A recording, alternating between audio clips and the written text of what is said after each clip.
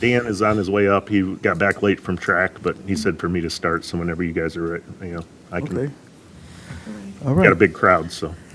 All right. I call the Public Safety and Public Works Committee meeting to order.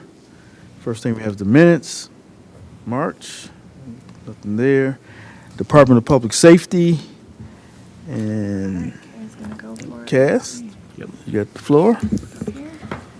So I just wanted to take a little bit of time and talk about Beautify Benton Harbor now that we're 16 days in and kind of give you guys an update of where we stand with that project. So Tiffany's going to go through my slides here for me, and most of these are pictures. I just want to give you some examples of what we're seeing out there as we do this project. Switch the slide there. Ooh, that looks terrible on there for some reason. I'll skip that one. So for some reason my background isn't showing up. In the first 16 days, I think it's 189 code violations we wrote. Of those, along with it, I think we've given 7 citations for illegal dumping. Matter of fact, we caught another illegal dumper today that had already got a citation once, and he's still dumping. So hopefully we can get the process solved. What you see here is a shed that was put illegally on city property. We've been dealing with this, and I was out of the office earlier in the week, but it's still there as of today. I drove by. You can see the parcel there that is clearly the city of Benton Harbors, and that's exactly where that shed has been parked. So we've been telling the person that parked it there, it's got to go, and she tells us she had permission for it to be there. Well, not so. So that's one of them.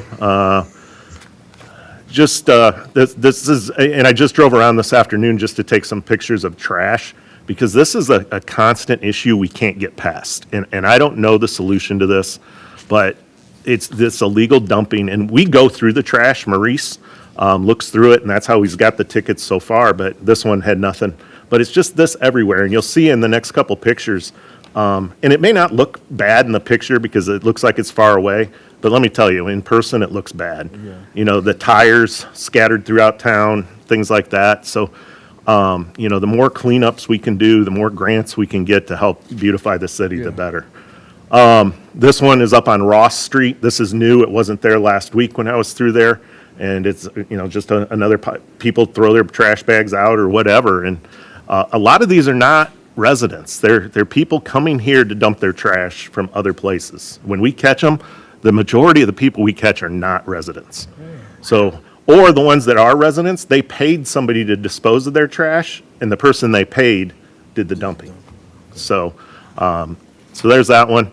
Wanted to hit on the Red X program. That is in full force. That is for firefighter safety. So this house is actually, I think, on the tear down list anyways.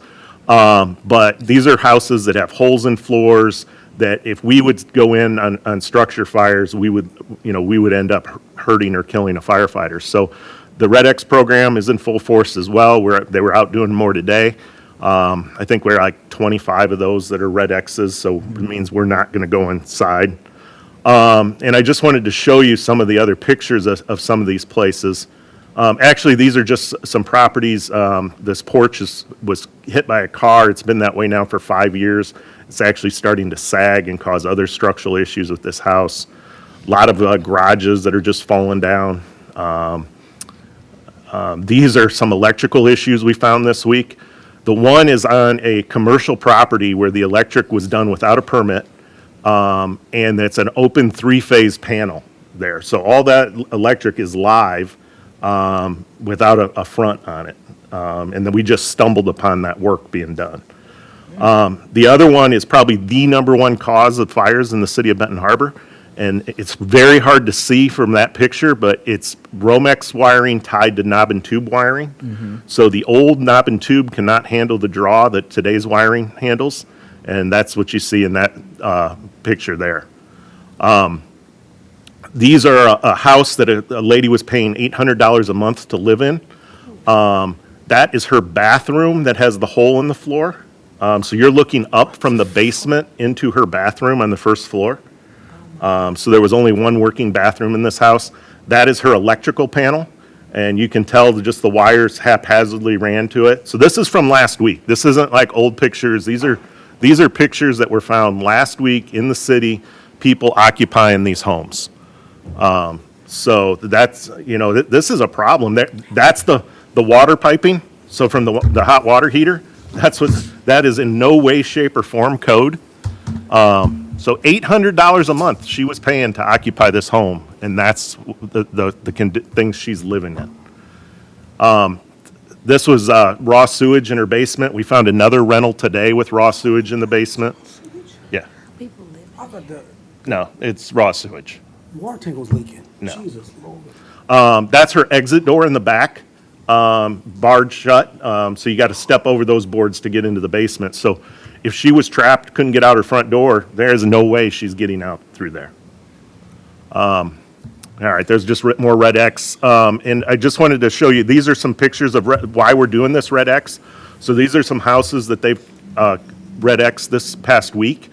And you can see somebody's done some illegal work in this house. You can see some new 2x4s in there with old, but the floor is completely rotted out. The place is collapsing. I'm not sure what they were trying to accomplish with what they did in there, but it's not to code. And then if you just keep going down, Tiffany, you can see more of these. That's the biggest problem with these red X houses is the holes in the floor. We found one that had a hole probably the size of a 2-car garage in the main floor, but they had just taken OSB and laid it down over it, and then the water's still getting to it. Problem is, firefighters, as we're going in, we're not going to know if we don't check these ahead of time. So that's what, that's all about. So, and then, just, and that cut off my slide there for some reason, but, we are Benton Harbor. And, we say that all the time, but I truly believe that. We can work together and will achieve excellence. And the big thing is, we're seeing it. I had a firefighter's wife come in today and said, hey, I drove down Highland a week ago. It looked terrible. It looks better today. So, people are, I would say the majority of people are cooperating. Do we have some people upset with us? Absolutely. I think you're going to have that anywhere. But the majority of people, I think, do want the city to look better. Okay. Cass, could you tell me, give me the definition of the red X? The sample. So the Red X program came from a triple firefighter death in Baltimore, Maryland. It was called the Stricker Street Fire. And that was a house that had floors that were missing in it, had been previously damaged, but the fire department was never notified of the damage.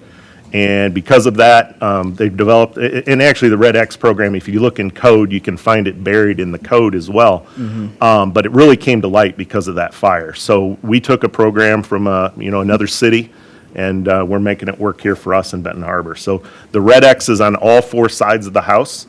So even if one side of the house is highly involved in fire, the other 3 sides, we should be able to see it.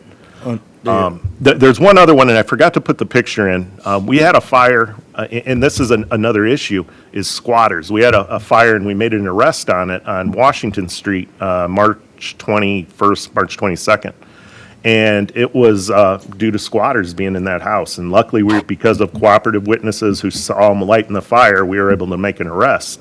Along with LPR cameras and some other stuff in town. But it really helps when people cooperate because, just those little things, we're able to get that arrest made. And those squatters had been kicked out of that house at least 4 times previous. They keep coming back. They keep coming back. Man.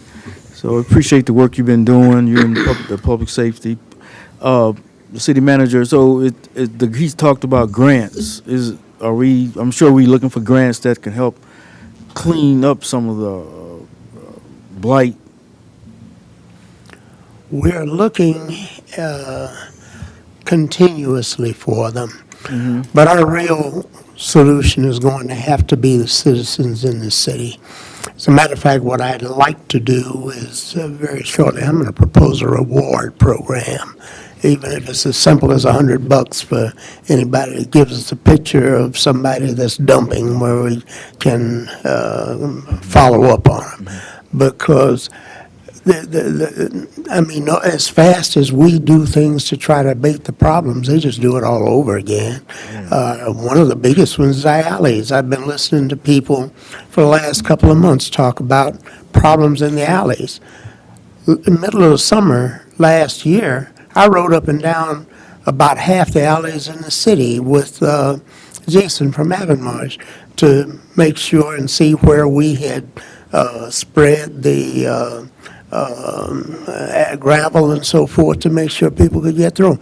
We were able to get through those alleys. But what's happening is, one, as has been mentioned to me a couple of times by several of our longer-term employees, when fences were put in the back of homes, they were required to have gates where they could go through them and get out there so that, one, so they could take the trash out there, and secondly, so they could keep it cleaned up. A lot of the people that put fences in now, there are no gates. So they're just separated from the alley. People pull up in these alleys at night, dump stuff in the alley and pull off and take off. Nobody sees them or anything. And we've got to get people involved in addressing some of these problems. That shed that's on that property, I'm going to ask them to haul that shed away from there. It doesn't belong there. It's on city property. And if I didn't give them permission and we didn't give them permission, it shouldn't be there. And we need to make people begin to respect the city. They just can't do anything they want to do. Good, and that's the point. We will make sure people, that the program is working to beautify Benton Harbor. I'm sure we're seeing some results, but just been 16 days in, so I think that's something, so. Commissioner, can I add one thing? Yes. I think maybe some people are scared of the program a little bit, and I want to tell them that we will work with anybody that works with us. Even if you make a little progress, that's better than no progress. So we're not out to hammer anybody. We're out to make the city safer and better. That's good. Maybe we got to put that out there. So the first time, you like warning, go talk to them and. Yeah, so they get a notice that says basically call us, here's some pictures we need to talk about, and most people have been. And like I said, I think most people are working towards it, but there's some places that are just nuisance properties as well. Oh, okay. There are a couple of those, and those people that, if they don't want to work with us, they don't want to fight us, then our recourse is a citation. And now the red X houses, those unoccupied, right? Oh, absolutely. Okay. Well, yes and no. You can't trust any house in Benton Harbor to be unoccupied. Oh, yeah. And because of the homeless issues and some of that, and just like 348 Washington, that's a house, but there was people constantly living there. We had a house fire at 1096 Pearl in December of last year, or December of 2023, never got a permit, got reoccupied, 4 people in it.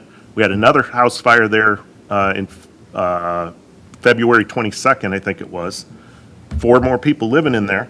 So the guys go back 2 weeks ago, those 4 people moved back in. No power, no water, no heat, but they're living in there.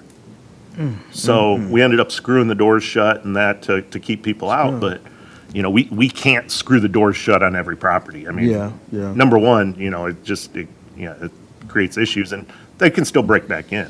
Did these landlord-owned houses or what they? They are. Most of them are landlords that are not City of Benton Harbor residents. Now, city manager, are some of these houses on a demolition list? Some of maybe with the red X. I know you probably don't have the Could list. be, but I wouldn't Yeah. have any way to know.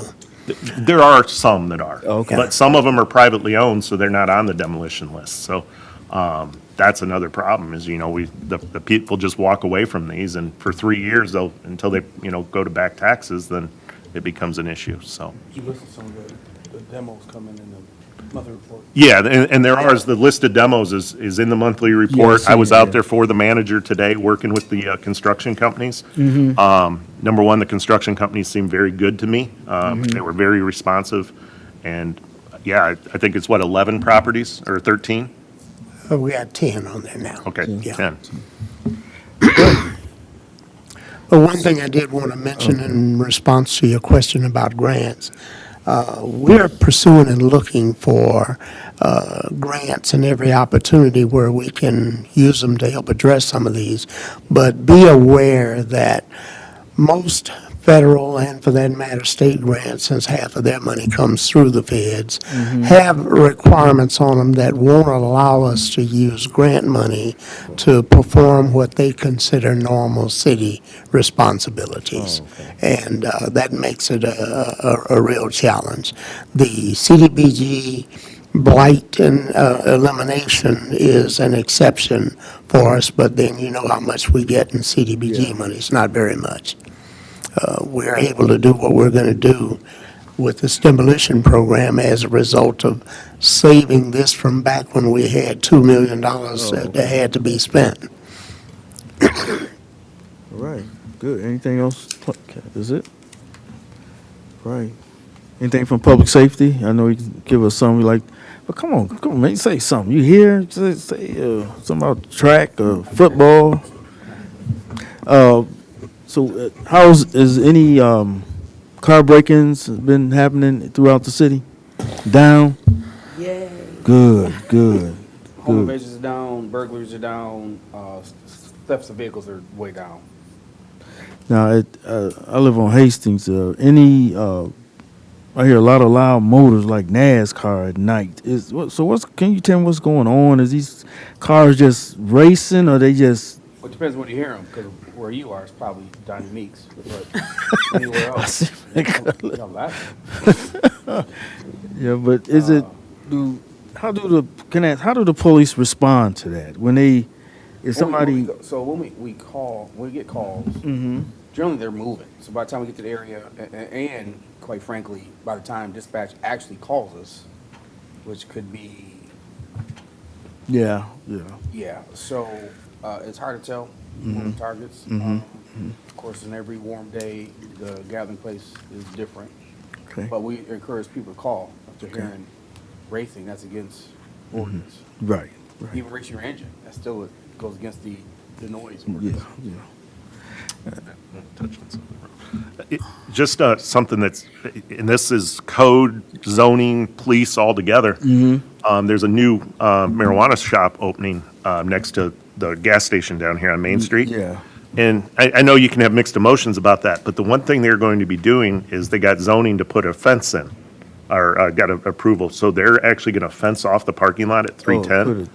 That is going to be a huge help across the board because it won't be able to be used as a gathering place. They're going to fence there. Most of the parking lot belongs to them. They're just gonna So put in it the right end, there. that's a win for the police side as well, because that's one of the biggest issues. I got just one more question. With BJ's being down right now, have things been quiet around that corner, that four-way? You know, BJ's at Empire and Broadway since it's been closed. You know, honestly, Empire and Broadway it's not the Empire and Broadway that we all Yeah, grow with. It's been kind of, slowed down. yeah. Long before the store kind of closed. We still are having problems, I have to let my guys know, with people penetrating Broadway Park and parking inside the darn park. Other than that, it's pretty calm over there. Okay, good. All right, guess we can move on to Department of Public Works. Resolution authorizing the city manager to execute a contract for removal and cleanup of dead trees and limbs. City manager. Yes, sir. This is another of our activities under the CDBG program to eliminate slum and blight. We've been going out taking pictures of places where we got trees and limbs laying down that are dead.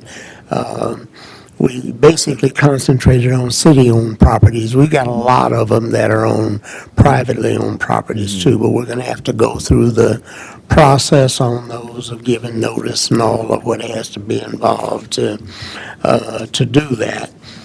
But in this instance, we identified 17 properties that we've got trees laid over, huge limbs laying on them and whatnot, and we put them out for bid. I believe we had 4 or 5 bidders. The low bid was the 11,000 some dollars, where the higher ones were 3 or 4 times that. So requesting authorization to execute a contract and have that get started. So this is just dead trees and limbs. You're not Yes. going down to the root or nothing. We don't got the trees already down. Trees already down, or in a few exceptional instances, they're still up but dead, completely So they're dead. gonna cut them down to the stump Yeah. or something. And And make cut it them look, down and stump to the make- ground level. they can Get 'em put off. flowers around them or something, or make it look nice. We don't have the money to do that. We're just gonna try to clean Oh. Clean it the up. lot up and make them So- look nice. This all city-owned properties. These are all city-owned, yes. Yeah, 'cause we got a lot of trees, especially after the storms we didn't had Yeah. blowing. And I know a limb hit my hood on my truck, and I looked at it, and that's another story. We don't want, city ain't got no money, so. But yeah, it's a good deal. We know we need this throughout the city. I'm sure it's this 11,400 is that's a good deal for seven. That's a lot. Yeah. And they hauling all the wood away and stuff like that. Hauling the wood away and cleaning up the lot, leveling it if there are any gouges or whatnot in it, and cleaning it up. We want to make it so that we can mow it without a lot of problems. Sounds good. Let's move this forward. Clerk Moore.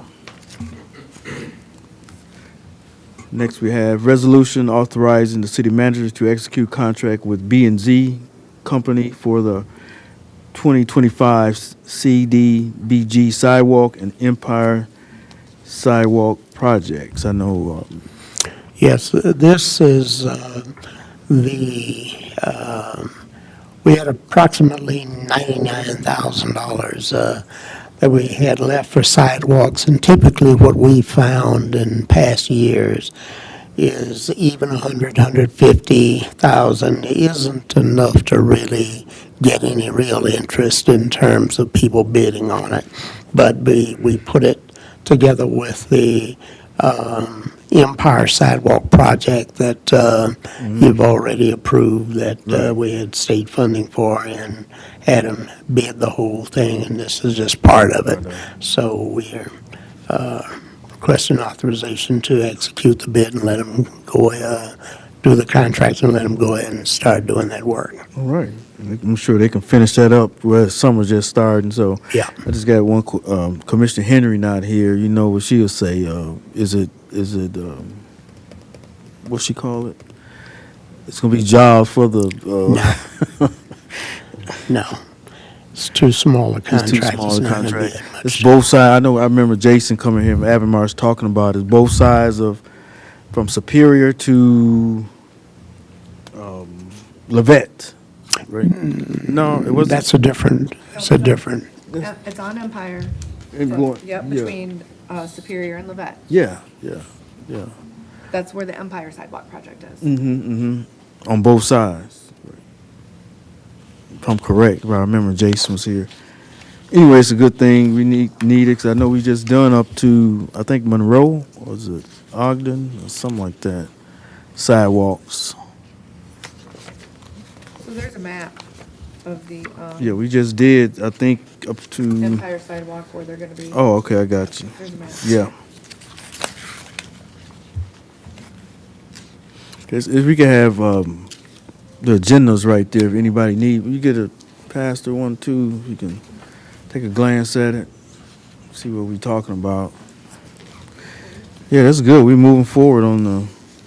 No, we did the sidewalks on Hastings. Look real good. It Yeah. makes the whole street look different. yeah. So Sidewalks and curbs and gutters and so forth makes a major difference in the Yeah. looks of our neighborhoods and so forth. If we can just get people motivated to start helping to maintain them, That's the they'll key. just sweep the stuff out of the gutters so it don't wind up in the That is. storm sewer, and they can keep the neighborhood looking good. all right, I guess we can move that for any questions about the. We can move that forward. Man, I have my glasses. Okay, now we got other business. Resolution to approve the Third Amendment to the purchase and sale agreement for 360 Agard. 960. Oh, I don't have my glasses. Oh, no. I don't have my glass, I Well, apologize. Mr. Chairman, that basically is a continuation of the effort to get Project T off and going. We're coming back to Brownfield Authority for some additional borrowing to move that project forward, and that's going to, of course, require some additional time. So we're requesting to approve extending the, Sale agreement, okay. Yeah, we ready. So this not holding it up, but we need this to move it forward. right. All right, you'll move that forward, Clerk Moore. Resolution supporting the end to prior authorization for health care. That's one I didn't understand too much. Could we speak on that resolution? Anybody know something about that? Is that this a union thing or something? Or what is it? I was trying to understand it. Is this something to do with the union or something? No. Basically, to stop people that get authorizations when you go to like doctors and stuff. You know how the authorization to stop you from getting medication or medical things done. You have to get authorization through your insurance. So they're trying to stop that because I guess it's being such a hassle with the elderly people getting certain medical stuff done because they have to have this certain authorization. So this came from Dr. Tynes asking the mayor to have the city commission support this. So he requested that this go on the agenda. And like she said, it's to end insurance companies from requiring prior authorization for certain medicines, certain specialized care, because people aren't getting what they need because the insurance company is So putting prior authorization on it. give me some help with this. Go ahead. Well, my question is, when do we start writing prescriptions as a city? That's what I don't get. And I'm very unclear on where it goes after this. So Yeah, I the city don't- can say that they support it, We know what but it is. Let's work who out are we sending it to in support of it? and why. Yeah, I I understand don't- the concept. I'm just not sure how impactful it'll be. But many insurances, even the blues for certain things, you got to have prior authorization, and it is a headache. But I don't know that this will make a real difference. I don't know. Bring it back or something? Or? Where do you want to take it? this healthcare, I don't know. I mean, at some point, we can say no. Like, Yeah, I mean, yeah. it's like Yeah, you're right. about You're right. I don't know. Main Street, we don't do that. Dr. So Time. why refer to a committee? You said Dr. Time? Okay. We'll come back to that Maybe there later. just needs to be some clarification. Yeah, on- we'll put some clarification on that. It's all right to say no. Okay. I know you don't say that It a lot. is. I do. I have my, Maybe at home. well, yeah. So I can relay that information. Yeah, related to any question about public safety, public works? I had one question. There was the sweeper out this past couple of weeks. Yes, I've it seen has it. been. How does that work? What we're doing is, in fact, I had mentioned at a previous meeting that it was authorizing a small amount of overtime even for about a 2-week period, because what we're wanting to do is, especially on any of the streets that we can, especially the main thoroughfares, we're trying to get some of that stuff up so that if we do experience heavy rains, we won't have major flooding like we had just a week or so ago. But here again, I know we're not going to get all of them. We're trying to make some improvement. Ultimately, though, the long-term solution is the residents are going to have to get out there and keep those curbs and things clean and sweep the stuff out of it. Otherwise, it lays there, big rain comes along, as the water starts to run down the street toward the drain, it floats that stuff down. As soon as it gets in there and fills up, it just floods the whole neighborhood. And we can't, I mean, we have a very reduced level of staff for doing any of this. But if we had 100 people, we couldn't keep them open all over the city. People are going to have to start doing things to help with this situation. Yeah, City Manager, with that, could we have for the residents, for us too, say this week we gonna do street sweeper east and west or whatever, north and south. Could you maybe get that message out there, some kind of schedule? Then people maybe could clean out, get some of that. 'Cause I know it's a lot of dirt and stuff built up. I don't know how that works. Do they come through there with a tractor or something? Right now, we're just, with the limited manpower we've got, we're just trying to do what we can with the sweeper itself, and it may mean making 2 or 3 passes to try to get up some of it. Yeah. But in terms of trying to be able to schedule it, it's extremely hard to do Okay. with this circumstance. If it was where, like it should be, where we could just take the sweeper, go down one side, and then come down the other, then we could schedule it like that and Yeah. tell people for sure. But when you're going down there once back, and then going around and doing it 2 or 3 times, you don't know how long or what it's gonna take before you can move on to the next in terms of trying to do it. So we're just trying to get as many, we've actually gone through and listed the worst corners that we had that flooding like we did a few weeks ago. And we've tried to target those streets to try to get it cleaned up. And as soon as the sweeper finishes cleaning, we've got F&V and the Vector going out and cleaning out those catch basins and trying to open those up so that when the water starts again, if it's clean, then it can flow on through there. And we don't know how many of them we're going to be able to get, but we're going to try to do the best in as many of them as we can. Sounds good. Any questions from the audience? Is public comments? Anybody have public comment about how the city look and how things going in the public works sector, public safety? All right. I guess we have none. Meeting adjourned.